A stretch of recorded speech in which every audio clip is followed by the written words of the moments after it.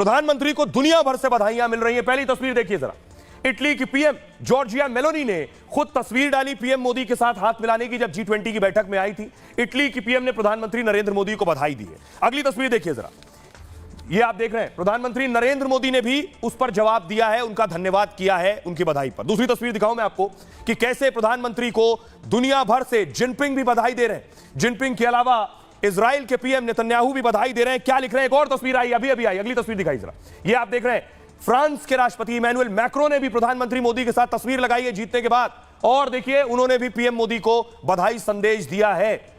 अब दिखाता हूं मैं आपको कैसे पूरी दुनिया के नेता प्रधानमंत्री नरेंद्र मोदी की तारीफ भी कर रहे हैं, क्योंकि प्रधानमंत्री का एक पर्सनल कनेक्ट है, एक निजी रिश्ता है। प्रधानमंत्री जाते हैं किसी नेता से मिलते हैं तो सिर्फ आधिकारिक बातचीत नहीं, निजी संबंध बना के आते हैं। और यही वजह है कि देखिए प्रधानमंत्री नरेंद्र मोदी को कैसे संदेश भी मिल रहे हैं और बधाइयां भी मिल रही हैं। दोनों नेता, ये क्या लिख रही जॉर्जिया मेलोनी, उन्होंने लिखा, दोनों नेता दोनों देशों को एकजुट करने वाली दोस्ती को मजबूत करने के लिए मिलकर काम को उत्सुक हैं।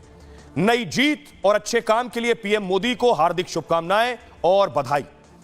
देखिए शी जिनपिंग ने लिखा, चीन भारत से रिश्ते मजबूत करने के लिए प्रतिबद्ध है। एक मजबूत और स्थिर सरकार रिश्ते को मजबूत बनाती है, जो दुनिया भर में शांति और विकास के लिए बेहद जरूरी है। नेतन्याहू लिख रहे हैं, मैं प्रधानमंत्री मोदी को लगातार तीसरी बार जनता द्वारा चुने जाने पर हार्दिक बधाई देता हूं। बाइडेन अमेरिका कह रहा है, अमेरिका और भारत के बीच निरंतर करीबी साझेदारी की जो उम्मीद है वो और बढ़े। सरकार और लोगों के बीच दोनों स्तरों पर एक बड़ी साझेदारी है, मुझे पूरी उम्मीद है कि यह जारी रहेगी। फ्रांस के राष्ट्रपति इमैनुअल मैक्रो लिख रहे हैं, भारत में दुनिया का सबसे बड़ा चुनाव संपन्न हुआ, बधाई मेरे दोस्त नरेंद्र मोदी, हम साथ मिलकर रिश्ते और मजबूत करेंगे। यूक्रेन के राष्ट्रपति जेलेस्की ने लिखा, दुनिया के सबसे बड़े लोकतांत्रिक चुनावों के सफल आयोजन का मैं स्वागत करता हूं। भारत के संसदीय चुनाव में लगातार तीसरी जीत पर प्रधानमंत्री मोदी, बीजेपी और एनडीए सभी को बधाई। और इनको देखिए, पहचान रहे, मालदीव के राष्ट्रपति मोहम्मद मोइजू, जिनकी दुकान बंद हो गई क्योंकि पीएम लक्षद्वीप गए थे और मालदीव में टूरिज्म घट गया, ये भी बधाई दे रहे हैं। लिख रहे हैं, प्रधानमंत्री नरेंद्र मोदी, बीजेपी एनडीए को चुनाव में लगातार तीसरी बार जीत पर बधाई। मैं दोनों देशों की साझा समृद्धि के लिए मिलकर काम करने के उत्सुक हूं। अब देखिए जरा, अब दिमाग में एक सवाल है, सवाल यह है कि दुनिया के नेता पीएम मोदी को बधाई दे रहे हैं, लेकिन जो सीटें कम हुई कुछ जगहों से, और खास तौर पर पहले मैं एक तस्वीर आपको दिखाऊं, उत्तर प्रदेश की बात करूंगा। आज योगी आदित्यनाथ का वैसे जन्मदिन भी है। योगी के जन्मदिन पर यह तस्वीर जो आप देख रहे हैं वाराणसी से आई है, काशी से देख रहे हैं, काशी पे गंगा पर योगी आदित्यनाथ की लंबी उम्र की कामना की गई, उन्हें जन्मदिन की बधाई भी दी गई। बात योगी की हो रही है तो बात यूपी की करेंगे।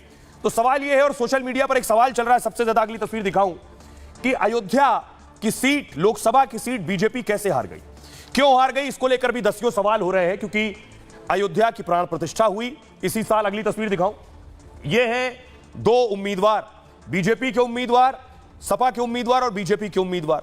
क्यों हार गए अयोध्या, बीजेपी क्यों हारी, यह मैं आपको बताने जा रहा हूं, और उसके पीछे वजह क्या बताई जा रही है यह भी आपको बताने की कोशिश करूंगा। दरअसल बताया यह जा रहा है, कई कारण है बीजेपी के अयोध्या हारने के। लोगों को अब तक यकीन नहीं हो रहा है कि बीजेपी ने इतना काम किया अयोध्या में, उसके बाद क्या वजह रही। अयोध्या में समाजवादी पार्टी की दरअसल जीत हुई। अवधेश प्रसाद, ये जो योगी जी के उस तरफ अखिलेश के साथ जो खड़े, सपा के कैंडिडेट जो है अवधेश प्रसाद को 55,000 वोटों से जीत मिली। समाजवादी पार्टी ने बीजेपी के लल्लू सिंह को करारी शिकस्त दी है। योगी के पीछे जो खड़े हैं ये लल्लू सिंह है। श्री राम की नगरी में बीजेपी की हार सभी को हैरान कर रही है। अयोध्या में बीजेपी की हार की कई वजह बताई जा रही। जातीय समीकरण में घिर गई बीजेपी पहली वजह बताई जा रही कि समाजवादी पार्टी ने पासी बिरादरी के अवधेश को उतारा।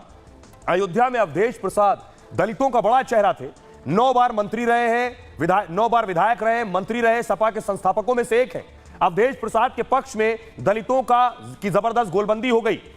दूसरी वजह, ये जो बीजेपी के कैंडिडेट हैं लल्लू सिंह, ये बड़बोले माने जाते हैं और इनका बड़बोलापन महंगा पड़ा।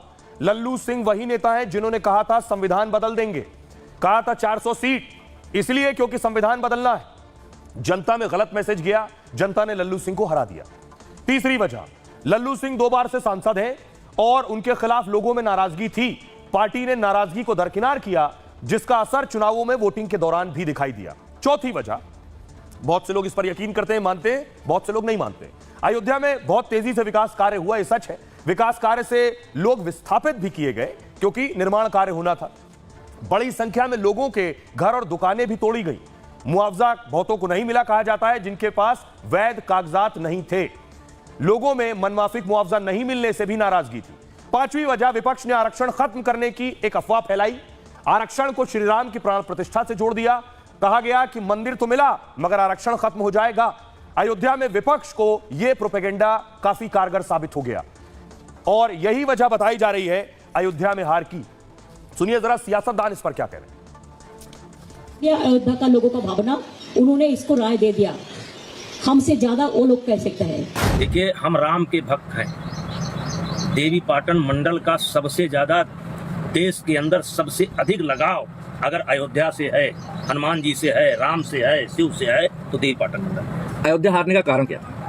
बगल में है आपके अयोध्या, इसलिए बगल में आपके अयोध्या, इसलिए मैं नहीं बता। अगर जहां भगवान श्री राम का मंदिर भव्य मंदिर 500 वर्षों के बाद निर्माण कराते हैं और बड़े बड़े एयरपोर्ट और रेलवे स्टेशन, बड़े विकास का निर्माण कराते हैं, तो कहीं न कहीं जो जनता के बीच में मैं पहली बार कह चुका हूं, भ्रम पैदा किया है, उस भ्रम को हम लोग यथाशीघ्र दूर करके भारतीय जनता पार्टी के पक्ष में एक अच्छा वातावरण बनाने में कामयाब होंगे और फिर से जितना भी भारतीय जनता पार्टी का नुकसान हुआ है उसकी हम लोग भरपाई